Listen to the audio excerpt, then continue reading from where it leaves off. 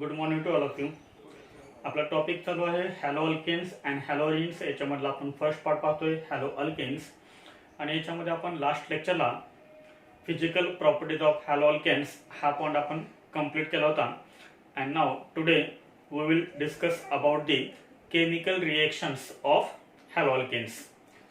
Chemical reactions of haloalkanes याच्यामध्ये आपल्याला 3 टाईपचे केमिकल रिएक्शन्स पाहिजेत. याच्यामध्ये फर्स्ट आहे nucleophilic substitution reactions, second elimination reactions, and third is reaction with metals. तर या 3 टाईपचे रिएक्शन्स आपण हॅलो अल्केनच्या पाहणार आहेत. तर याच्यामध्ये आज आपण पाहतोय nucleophilic substitution reactions. Nucleophilic substitution reaction. What is nucleophilic substitution reaction? तर आपल्याला माहिती आहे सबस्टिट्यूशन रिएक्शन म्हणजे काय. What is mean bye substitution reaction? The reaction in which an atom or group of atom is replaced by another atom or group of atoms is called substitution reaction. आज आपण पाहतोय nucleophilic substitution reaction. तर nucleophilic substitution reaction म्हणजे काय? त्याचे definition आहे strong nucleophile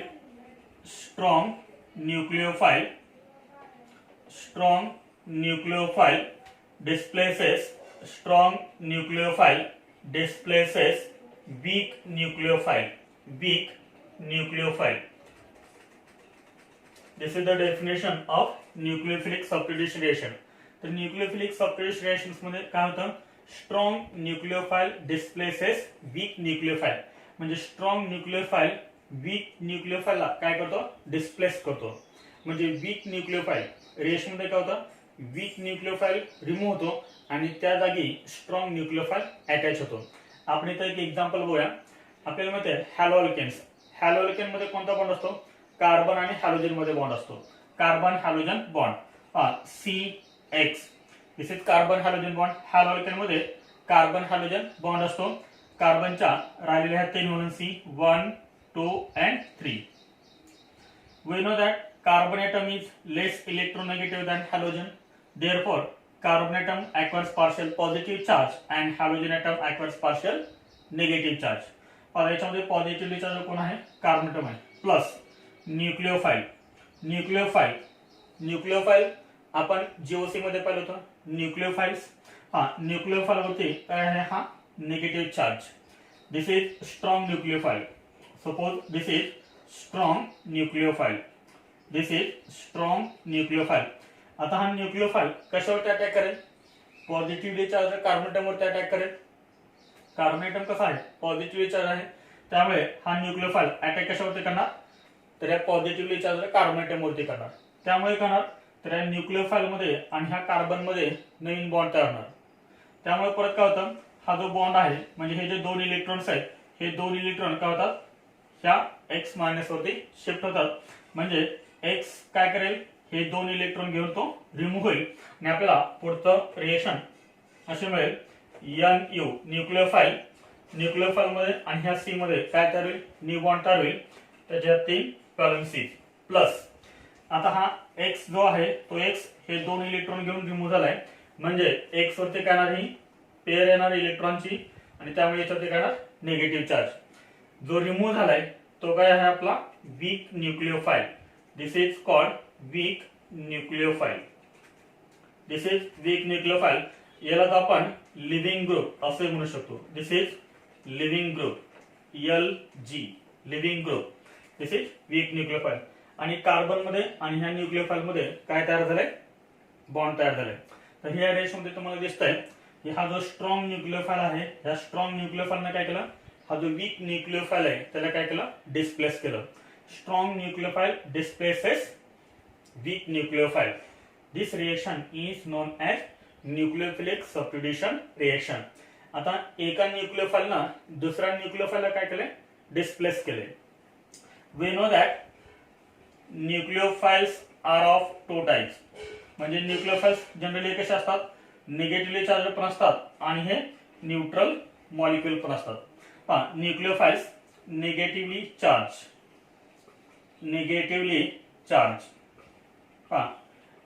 nucleophiles हे negatively charge पण असतात किंवा ते न्यूट्रल मॉलिक्यूल पण असतात. न्यूट्रल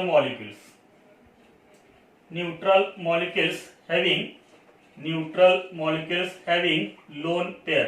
एलपी म्हणजे काय तर लोन पेअर म्हणजे जो मॉलिक्यूल न्यूट्रल आहे त्याच्यावरती जर लोन पेअर असेल तर तो सुद्धा काय असतो न्यूक्लियोफाइल असतो. आणि निगेटिव्हली चार्ज स्पेसिस सुद्धा काय असतात न्यूक्लियोफाइल असतात.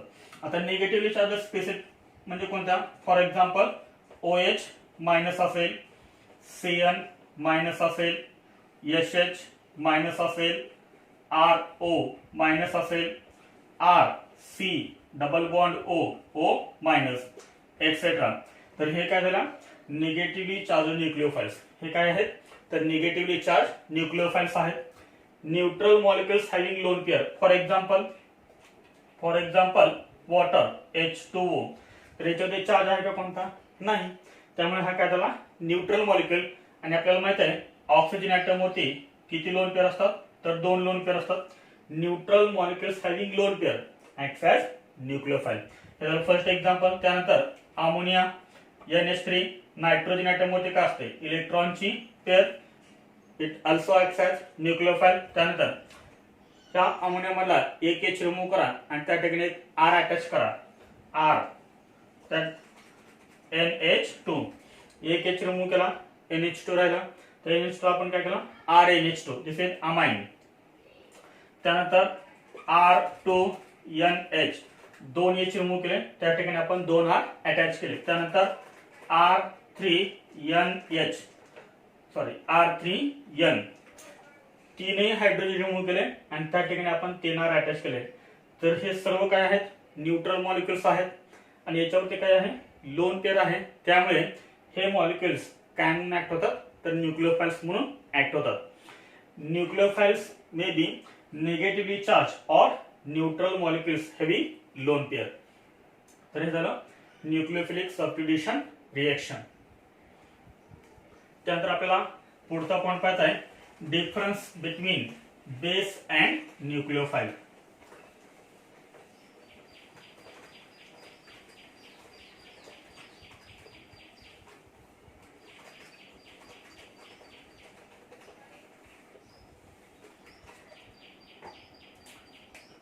न्यू पॉइंट आहे डिफरन्स बिटवीन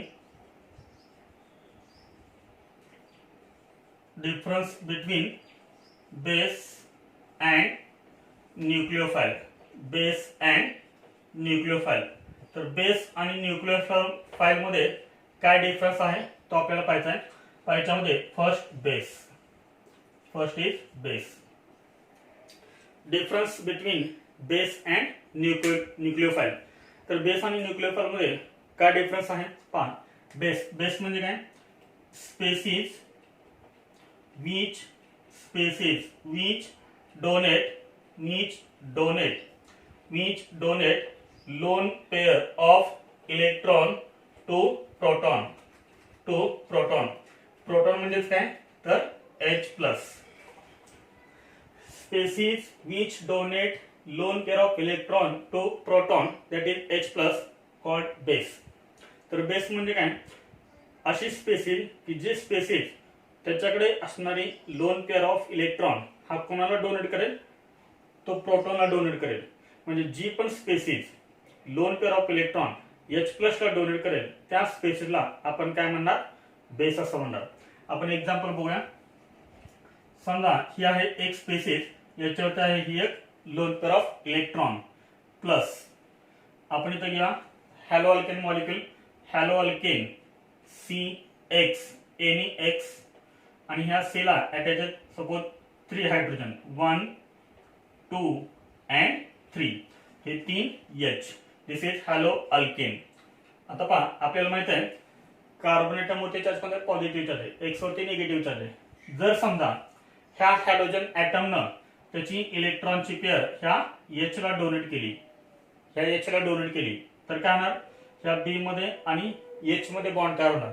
ह्या बॉन्ड मध्ये जे 2 इलेक्ट्रॉन्स आहेत तो 2 इलेक्ट्रॉन कोण घेणार हा कार्बन ॲटम घेणार आणि पुढे स्ट्रक्चर आपल्याला काय मिळेल तर या B मध्ये आणि H मध्ये काय तयार होईल बॉन्ड तयार होईल B single bond H plus. ह्या C वरती चार्ज कोणता निगेटिव्ह चार्ज कारण ही इलेक्ट्रॉनची पेअर ह्या C वरती शिफ्ट झाले सी, सी वर येणार हे इलेक्ट्रॉनची पेअर, या सी ला अटॅच आहेत 2H म्हणजे CH2, पुढे आहे हा X. आता ह्या रेशोमध्ये आपल्याला कळेल की ही जी स्पेसिस आहे ह्या स्पेसिस ना ही जी इलेक्ट्रॉनची पेअर आहे त्याची इलेक्ट्रॉनची पेअर ही कुणाला डोनेट केले तर H+ ला डोनेट केले, आणि म्हणून ह्या स्पेसिसला आपण काय म्हणणार बेस असं म्हणणार. त्यानंतर याच्यामध्ये नेक्स्ट पॉइंट आहे it is related to position, it is related to position of equilibrium, position of equilibrium. तर हा जो कन्सेप्ट आहे हा कन्सेप्ट कशाशी रिलेटेड आहे तर पोझिशन ऑफ इक्विलिब्रियम. तर केमिकल इक्विलिब्रियम हा एक आपल्याला 11वी मध्ये टॉपिक आहे, त्याच्यामध्ये आहे हे it is related to position of equilibrium and therefore this is thermodynamic factor, therefore this is thermodynamic factor. त्यामुळे हा जो फॅक्टर आहे तो फॅक्टर कसा आहे थर्मोडायनामिक फॅक्टर आहे, related to position of equilibrium and therefore this is thermodynamic factor. आता याच्यामध्ये जर आपण बघितलं तर बॉन्ड कोणामध्ये तयार झालाय anion मध्ये आणि H मध्ये. anion आहे ना, हा निगेटिव्हली चार्ज स्पेसिस आहे, निगेटिव्हली चार्ज स्पेसिस त्याला आपण काय म्हणतो anion असं म्हणतो. anion मध्ये आणि H मध्ये बॉन्ड तयार झाले, तर हे झालं base. Then what is mean by nucleophile. Then second nucleophile, second nucleophile. What is mean by nucleophile? Species which donate lone pair of electron, species which donate lone pair of electron to electron deficient species or molecule, electron deficient center, mostly carbon. What is mean by nucleophile? तर nucleophile म्हणजे काय species which donate lone pair of electron to electron deficient center, म्हणजे जी spaces त्याच्याकडे असणारी इलेक्ट्रॉनची pair loan pair of electron हा donate करेल. कुणाला डोनेट करेल तर इलेक्ट्रॉन डेफिशियंट सेंटरला. तर आपण ऑर्गॅनिक केमिस्ट्रीचा स्टडी करतोय तर मोस्टली काय असणार आहे इलेक्ट्रॉन डेफिशियंट सेंटर कोणता असणार आहे कार्बन असणार आहे. अशा स्पेसला आपण काय म्हणणार न्यूक्लियोफाइल. तर बेस आणि न्यूक्लियोफाइल मध्ये डिफरन्स समजला तर जे स्पेसिस इलेक्ट्रॉनची pair loan pair of electron हा प्रोटॉनला देतो तेव्हा तो बेस म्हणून ऍक्ट होतो, आणि जेव्हा species lone pair of electron carbon ऍटमला डोनेट करते तेव्हा ती स्पेसिस काय असते न्यूक्लियोफाइल असते. आपण जसं इथे एक्झाम्पल बघितलं तसं आपण इथे एक्झाम्पल बघूया. For example base, this is species, this is anion. Haloalkane CH. आपल्याला माहिती आहे carbon atom is positively charge and halogen atom is negatively charge. जर समजा ह्या B- न कार्बन एटमला जर इलेक्ट्रॉनची पेअर डोनेट केली, कार्बन एटम कसा आहे पॉझिटिव्हली चार्ज त्यामुळे तो कसा आहे इलेक्ट्रॉन डेफिशियंट सेंटर आहे. जर समजा ह्या anion इलेक्ट्रॉनची पेअर लोन पेअर जर समजा ह्या कार्बन एटमला जर डोनेट केली तर काय होणार तर ह्या C मध्ये आणि ह्या B मध्ये बॉन्ड तयार होणार. ह्या बॉन्ड मधले 2 इलेक्ट्रॉन हा X घेणार आणि तो काय होणार रिमूव्ह होणार, तो लिव्ह होणार. त्यामुळे काय होणार पहा ह्या C मध्ये आणि ह्या B मध्ये बॉन्ड तयार होईल B, त्यानंतर हा C, B आणि C मध्ये बॉन्ड तयार होईल. ह्या C ला अटॅच हे 3H 1 2 and 3 प्लस. आता हे 2 इलेक्ट्रॉन X ने घेतलेत, हे 2 इलेक्ट्रॉन त्यामुळे याच्यावर चार्ज करणार निगेटिव्ह चार्ज येणार. इथे जर आपण दिलं तर anion मध्ये आणि कार्बन मध्ये बॉन्ड तयार झालाय, दोन्ही मध्ये डिफरन्स आहे पहा. इथे काय केलंय ह्या स्पेसिस ना H ला लोन पेअर डोनेट केले आणि इथे काय केलंय ह्या स्पेसिस ना C ला इलेक्ट्रॉनची पेअर डोनेट केले किंवा एनी इलेक्ट्रॉन डेफिशियंट सेंटर असेल तर ही स्पेसिस काय होणार न्यूक्लियोफाइल म्हणून रिएक्ट होणार. त्यानंतर याच्यामध्ये नेक्स्ट पॉइंट आहे हा कसा आहे related to position of equilibrium. It is related to it is related to rate of reaction. It is related to rate of reaction. तर हा कॉन्सेप्ट कशाशी रिलेटेड आहे तर रेट ऑफ रिएक्शन. रिएक्शनच्या रेटवरती, रिएक्शनच्या स्पीडवरती हा जो कॉन्सेप्ट आहे तो कशाशी रिलेटेड आहे तर रेट ऑफ रिएक्शन, रिएक्शनच्या स्पीडवरती. ज्या रिएक्शनचा रेट जास्त असेल त्याच्यामध्ये जो न्यूक्लियोफाइल ऍक्ट झालाय तो कसा असेल, स्ट्रॉंग न्यूक्लियोफाइल असेल, एक चांगला न्यूक्लियोफाइल असेल.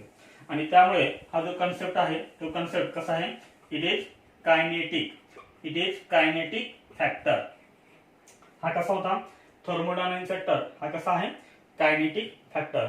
दिस is the difference between base and nucleophile. So what is base? Species which donate lone pair of electron to proton. And what is mean by nucleophile? Species which donate lone pair of electron to any electron deficient center. Mostly in organic chemistry, electron deficient center is carbon. So this is the difference between base and nucleophile.